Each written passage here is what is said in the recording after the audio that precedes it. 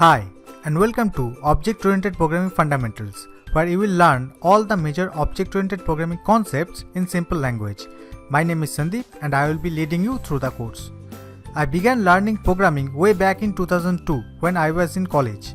My first OOP language that I learned was C++. Then I learned Java. Since then, OOP is my favorite topic.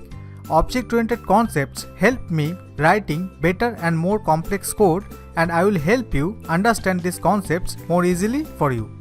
If you are passionate about making complex applications and games in a modern OOP language, then you are going to need this. I designed this course for anyone interested in learning the foundations of object-oriented programming.